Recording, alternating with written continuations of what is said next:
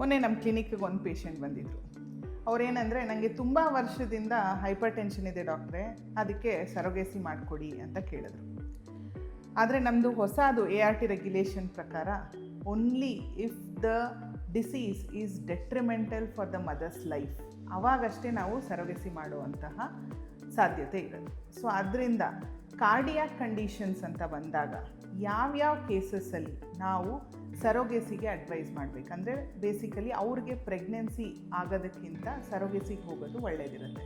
Okay, so ಈಗ ಮಗುನ ಪಡೆಯೋ ಉತ್ಸಾಹದಲ್ಲಿ ತಾಯಿ ಜೀವನ ಹಾಳು ಮಾಡೋಕ್ಕಾಗಲ್ಲ ನಾವು. So when it comes to the life, ಮಗು ಜೀವ ಎಷ್ಟು ಇಂಪಾರ್ಟೆಂಟ್ ಅಲ್ಲ, ಮಗು ಪಡೆಯೋದು ಎಷ್ಟು ಇಂಪಾರ್ಟೆಂಟು, ತಾಯಿ ಜೀವನ ಅಷ್ಟೇ ಇಂಪಾರ್ಟೆಂಟ್ ಆಗಿರುತ್ತೆ. ಸೊ ಕೆಲವು ಕಂಡೀಷನ್ಸ್, ಈಗ ಪ್ರೆಗ್ನೆನ್ಸಿ ಆಯಿತು ಅಂತ ಅಂದರೆ ಆ ಡೆಲಿವರಿ ಟೈಮಲ್ಲಿ ತಾಯಿ ಜೀವಕ್ಕೆ ತೊಂದರೆ ಆಗುವಂಥದ್ದು ಸಿಗ್ನಿಫಿಕೆಂಟಾಗಿ ತೊಂದರೆ ಇರುತ್ತೆ, ಮೋರ್ ದೆನ್ 50% ಕೆಲವು ಸತಿ. ಸೊ ಯಾವ್ಯಾವ ಕಂಡೀಷನ್ ಅಂದರೆ ಪಲ್ಮನರಿ ಆರ್ಟೀರಿಯಲ್ ಹೈಪರ್ ಟೆನ್ಷನ್ ಅಂತ ಹೇಳ್ತೀವಿ. ಅಂದರೆ ಲಂಗ್ಸಿಗೆ ಸಪ್ಲೈ ಮಾಡೋವಂಥ ಬ್ಲಡ್ ವೆಸಲ್ಸಲ್ಲಿ BP ತುಂಬಾ ಜಾಸ್ತಿ ಇರುತ್ತೆ. Pulmonary arterial hypertension severe ಇತ್ತು ಅಂತ ಅಂದರೆ, ಆ ಮದರ್ ಏನಾದರೂ ಪ್ರೆಗ್ನೆಂಟ್ ಆಯಿತು ಅಂತ ಅಂದರೆ ಡೆಲಿವರಿ ಟೈಮಲ್ಲಿ ಅಟ್ಲೀಸ್ಟ್ 50% ಚಾನ್ಸು ನಾವೇನೇ ಟ್ರೀಟ್ಮೆಂಟ್ ಕೊಟ್ಟರು ತಾಯಿನ ಉಳಿಸ್ಕೊಳ್ಳಿಕ್ಕಾಗಲ್ಲ. ಒಂದು ಕಂಡೀಷನ್ ಅದು. ಎರಡನೇದು ಅಯೋಟಿಕ್ ಸ್ಟೀನೋಸಿಸ್ ಅಂತೀವಿ. ಅಂದರೆ ಹಾರ್ಟಿಂದ ಅಯೋಟ ಅಂದರೆ ಬ್ಲಡ್ ವೆಸಲ್, ಬೇರೆ ಮೈಗೆಲ್ಲ ಸಪ್ಲೈ ಮಾಡೋ ಬ್ಲಡ್ ವೆಸಲ್ಗೆ ಒಂದು ವ್ಯಾಲ್ವ್ ಇರುತ್ತೆ ಮಧ್ಯ.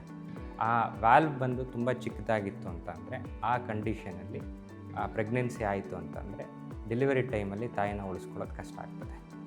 ಮೂರನೇದು ಮಾರ್ಫನ್ ಸಿಂಡ್ರೋಮ್ ಅಂತ ಇದ್ಬಿಟ್ಟು ಅಯೋಟ ರೂಟ್ ಡೈಲಟೇಷನ್ ಆಗಿರುತ್ತೆ. ಅಂದರೆ ಈಗ ಏನೇ ಅಯೋಟ ಬ್ಲಡ್ ವೆಸಲ್ ಮೈಗೆ ಸಪ್ಲೈ ಮಾಡೋವಂಥದ್ದು ಇರುತ್ತೆ, ಆ ಬ್ಲಡ್ ವೆಸಲ್ಲು ನಾರ್ಮಲಾಗಿ 3 ಸೆಂಟಿಮೀಟ್ರಿಂದ ಒಳಗಡೆ ಇರಬೇಕು. ಬಟ್ ಕೆಲವರಿಗೆ ಬಲೂನ್ ಥರ ಊದ್ಕೊಂಡ್ಬಿಟ್ಟಿರುತ್ತೆ, ಹಲವಾರು ಕಾರಣ ಇರುತ್ತದು. ಸೊ ಈಗ 5 ಸೆಂಟಿಮೀಟ್ರು ಆ ಥರ ಏನಾದರೂ ಊತ ಇತ್ತು ಅಂತ ಅಂದರೆ ಡೆಲಿವರಿ ಟೈಮಲ್ಲಿ, ಮುಕ್ಕೋ ಟೈಮಲ್ಲಿ ಪ್ರೆಷರ್ ಜಾಸ್ತಿ ಆಗಿ ಅದು ಒಡೆದೋಗ್ಬಿಟ್ಟು ಜೀವ ಹೋಗುವಂಥ ಪಾಸಿಬಿಲಿಟಿ ಇರುತ್ತೆ. ನಾಲ್ಕನೇದು ಈ OBG ರಿಲೇಟೆಡ್, ಅಂದರೆ ಈಗ ತಾಯಿ ಲಾಸ್ಟ್ ಪ್ರೆಗ್ನೆನ್ಸಿಲಿ ಏನಾದರೂ ಹಾರ್ಟ್ ವೀಕ್ ಆಗಿದ್ದು, ಅಂದರೆ ಪೆರಿಪಾರ್ಟಮ್ ಕಾರ್ಡಿಯೋಮಯೋಪತಿ ಅಂತ ಹೇಳ್ತೀವಿ. ಸೊ ಆ ಕಂಡೀಷನ್ ಆಗಿ ಈ ಯೂಶಲಿ 60 to 70% 6 ತಿಂಗಳ ರಿಕವರಿ ಆಗಿಬಿಡುತ್ತೆ ತಾಯಿಗೆ ಹಾರ್ಟ್ ಕೂಡ. ಸೊ ಅದು ರಿಕವರಿ ಆಗಿಲ್ಲ ಅಂಥದ್ರಲ್ಲಿ, ಅಂದರೆ ರೆಸಿಡ್ಯುವಲ್ LV ಡಿಸ್ಫಂಕ್ಷನ್ ಇತ್ತು ಅಂತ ಅಂದರೆ ಸೆಕೆಂಡ್ ಟೈಮ್ ಪ್ರೆಗ್ನೆನ್ಸಿ ಆದರೆ ಅದು ವರ್ಸ್ನಿಂಗ್ ಆಗೋ possibility significantly high. So heart ಫೇಲ್ಯೂರಿಂದ ತಾಯಿ ಜೀವಕ್ಕೆ ಅಪಾಯ ಆಗೋಂಥ ಪರಿಸ್ಥಿತಿ ಇರುತ್ತೆ. ಇನ್ನೂ ಒಂದು ಕಂಡೀಷನ್ ಅಂದರೆ ಸಿವಿಯರ್ LV ಡಿಸ್ಫಂಕ್ಷನ್, ಅಂದರೆ pumping capacity of the heart.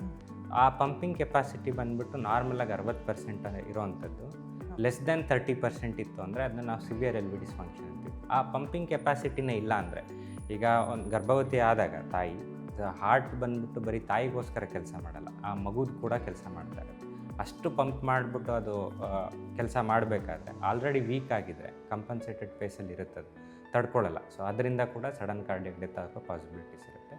ಈ ಕಂಡೀಷನ್ಸಲ್ಲಿ ನಾವು ಪ್ರೆಗ್ನೆನ್ಸೀಸ್ನ ಅವಾಯ್ಡ್ ಮಾಡಿ, ಅಟ್ಲೀಸ್ಟ್ ಮದರ್ ಆಗೋದನ್ನ ಅವಾಯ್ಡ್ ಮಾಡಿ. ನೀವು ಬೇರೆಯವ್ರನ್ನ ತಾಯಿ ಮಾಡಿ, ಅಂದರೆ ಸರೋಗೆಸಿ ಮಾಡ್ಕೊಳ್ಳಿ. ಬಟ್ ನೀವು ಡೆಲಿವರಿ ಪ್ರೋಸೆಸ್ಸು ಅಥವಾ ಪ್ರೆಗ್ನೆನ್ಸಿ ಏನಿರುತ್ತೆ ಅದನ್ನು ಕಂಟಿನ್ಯೂ ಮಾಡಬೇಡಿ ಅಂತ ನಾವು ಹೇಳ್ತೀವಿ.